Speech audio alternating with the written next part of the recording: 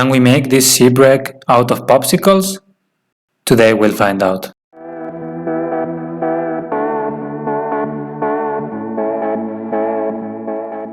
I always start building with a sketch of what I want to make because it helps me envision the project even if I don't end up following it 100%.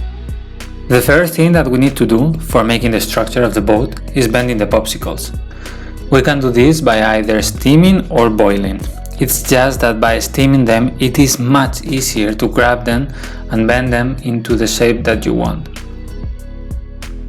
Leave the popsicles 10 to 15 minutes so they don't break when you bend them. While they are bent, put them in a container so they dry overnight. As this is a boat made with popsicles, prepare yourself to cut a lot of them. These pieces will be used for both the sides and the deck, so think first what is the length that you prefer, but make sure the pieces are of various lengths. Once you think you cut enough, keep going a bit. I promise it's not enough yet. Now that we have all the main pieces, we need to use a longer popsicle for the keel and to start building the frame. I glued the bent popsicles with 2 cm between them.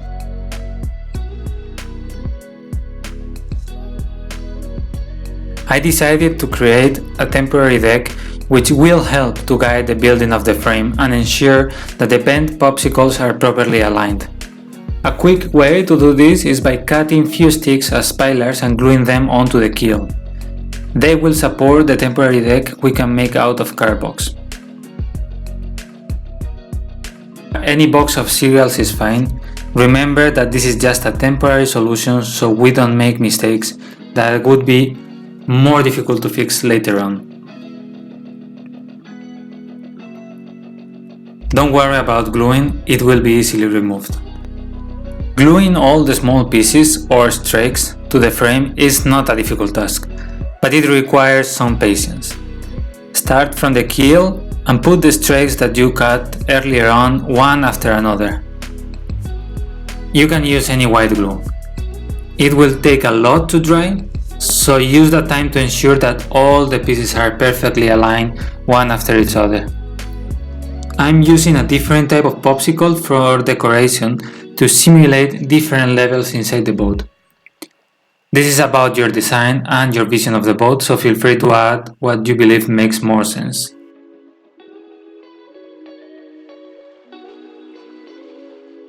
After a couple of hours the glue should be dry and we can already remove the temporary deck.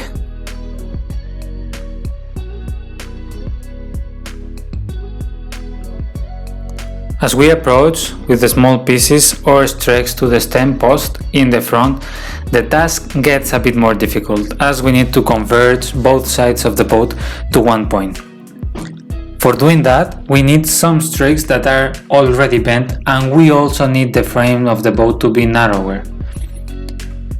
For the curved streaks, cut some of the leftover pieces from the ones you've steamed earlier for the frame.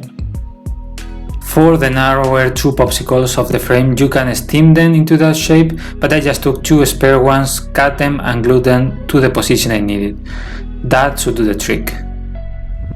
And now it's time we build the real deck. As we already have the structure where it lies, we will cut some wider popsicles that will lie between each one of the curved ones, but without gluing them yet to the structure.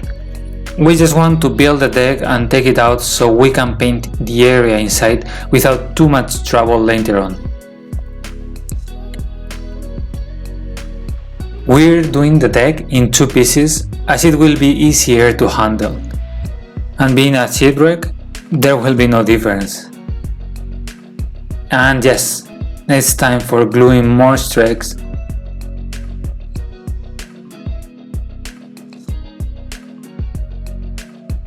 Please let me know in the comments how many times did you think you had enough streaks and then found yourself cutting yet again more.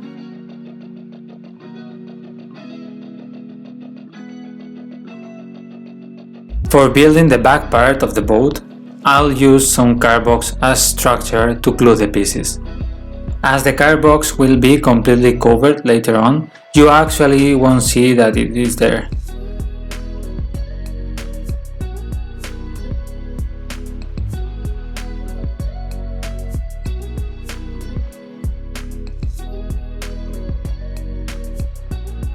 Once glue is completely dry, and I mean absolutely dry, use your wire cutters to remove the parts that exceed and glue it all to the ship.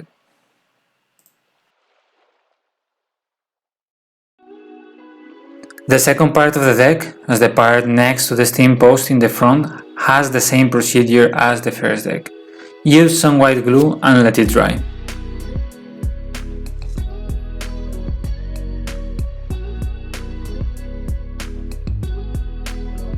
I'm leaving more empty slots to give the impression of further deterioration, but even if you left none, don't worry, we'll have time to damage this vessel with great thoroughness.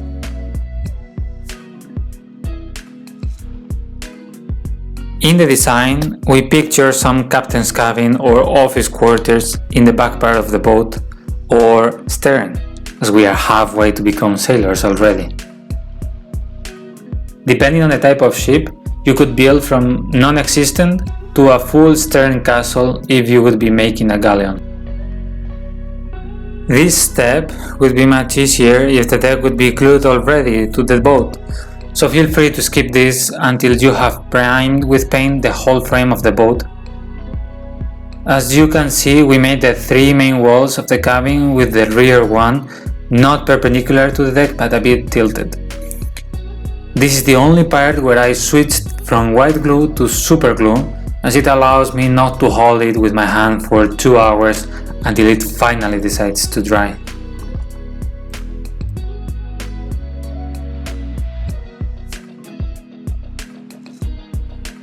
We are not making a ship ready to cross the sea, but rather one that the sea crushed already.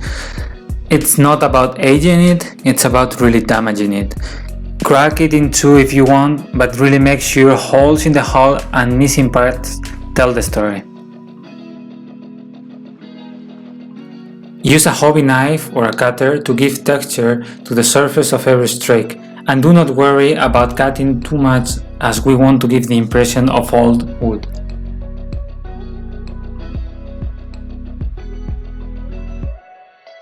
As a final touch, I used a cheap wire brush over all the hull to further smooth the transition and effects. Finally, I took all the chunks I cut and small bits and glued them randomly to the bottom of the hull to simulate random debris.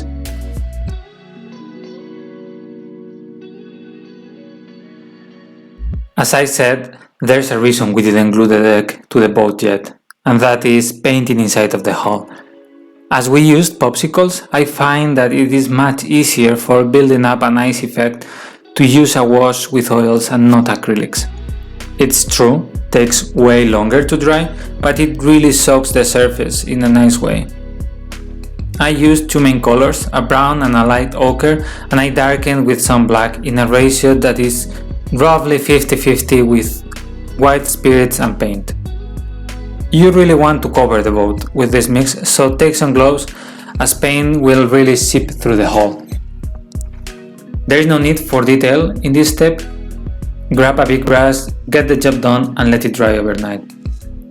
As you can see, the boat has a very nice dark brown touch that is blacker in some random areas, adding this way more credibility overall.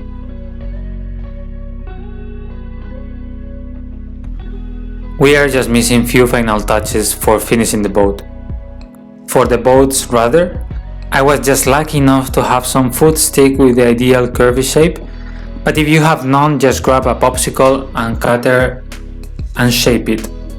Remember, this is a shipwreck. If something does not look good, it's probably because of the damage that the boat suffered.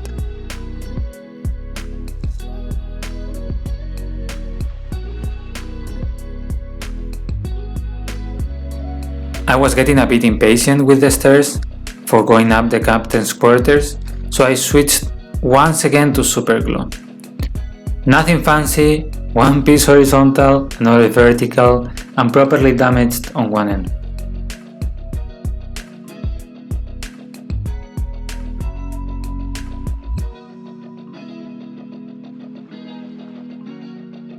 Some handrails along the edges of the vessel will make the whole more realistic.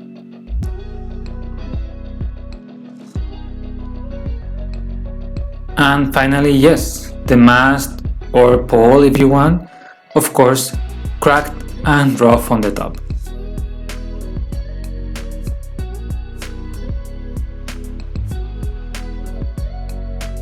Now that we are finally done with the building, it's time for further damaging.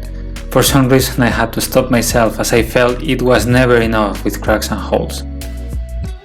Once you have covered these last pieces with the oil wash and you have let it dry for a while, we need to enhance the painting by highlighting and darkening some areas. For this I will be using acrylic paints as everything goes faster and it does the trick perfectly. For dry brushing I will put a mix of more or less the same colors that I used in the wash, but with no black and a bit of yellow. Grab a big brush and remove almost all the paint on some kitchen paper.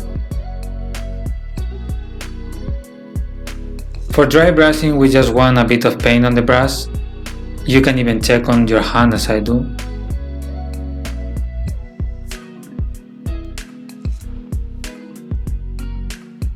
Try to use the brush always in the same direction.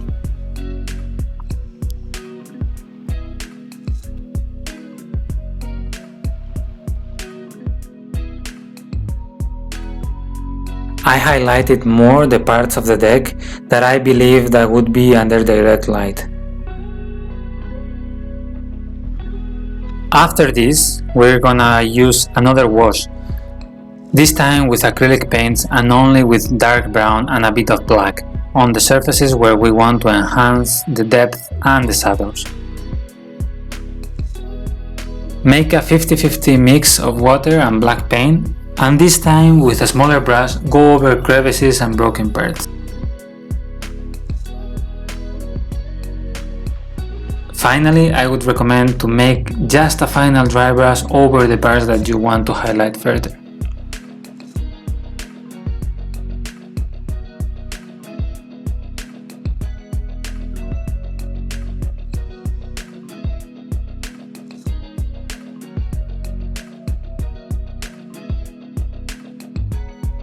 And that's it, we have our shipwreck done and ready to be placed.